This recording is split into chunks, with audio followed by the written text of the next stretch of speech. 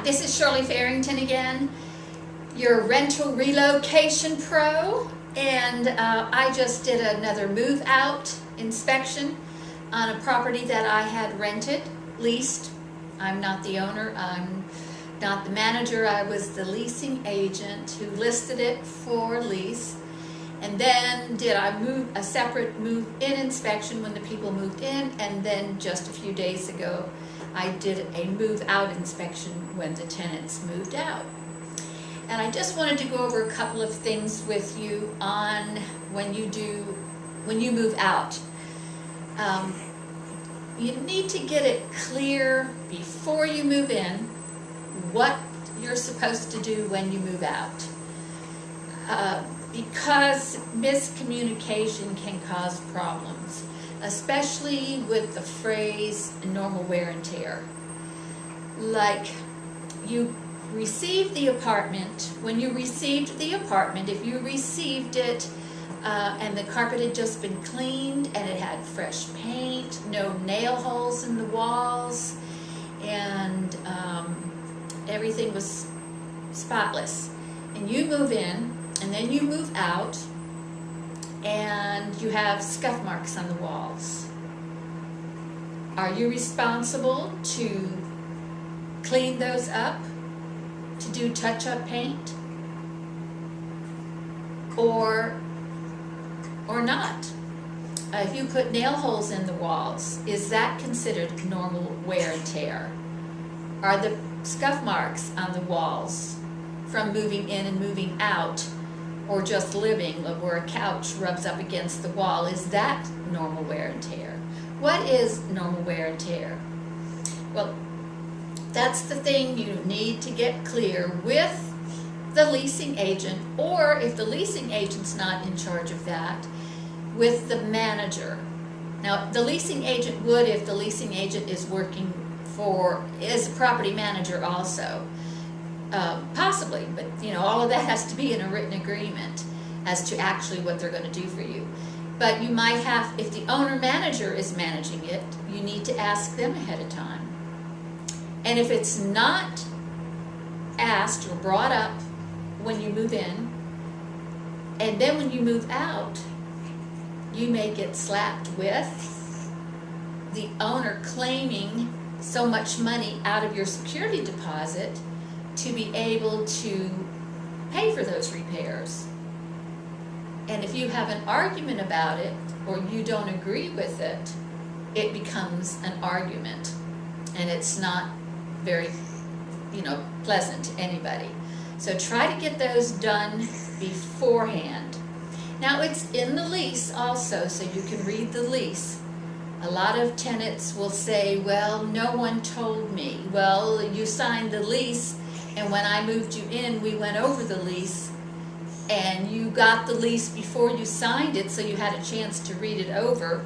So people need to read the lease so that you can stop the problems at the end. But the normal tenant, just like the normal buyer, does not read the whole contract, paragraph by paragraph, sentence by sentence.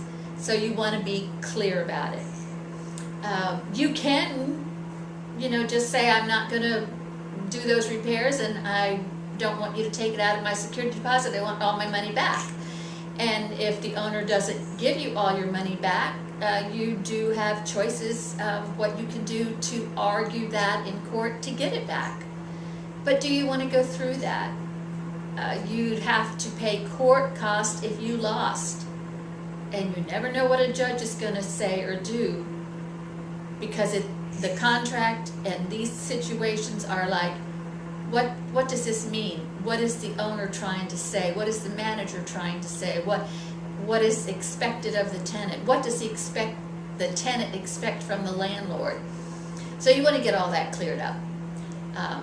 If I am doing a move-out inspection for you and I am not the property manager, all I do is do the move-out inspection, and I mark down everything that I saw, and I take a video to show pictures, and I sign it, and I can do them with the tenants or without the tenants. It's best to do them without the tenants, so I can go in and get it done faster and put it on the form, and then I give it to the owner so the owner can see it, and then the owner forwards it to the tenant so they can see it. And there's a time period. The owner has a certain amount of days, depends what state you're in, how long you have to get, if you're going to make a claim against the security deposit, what you want to claim out of it, and how long, and the amount. And then the tenant has a right to look at it for a certain number of days. So like in Atlanta, it's like 3 to 5 days for this whole process. And you could argue it then, but just be open about it. You know, if you've leased before, you know, you may know what you're supposed to do, but this individual owner could have their own way that they want. If you moved into it and it had been professionally cleaned and the carpet professionally cleaned, they might expect you to leave it that way when they leave. So you need to know that ahead of time. Anyway, so this is Shirley Farrington, and I'm a property manager also. I had my own company for a few years back, and it was called A+ Choice Properties, and I don't have my own company anymore. I do mostly leasing and assisting owner managers with transactions.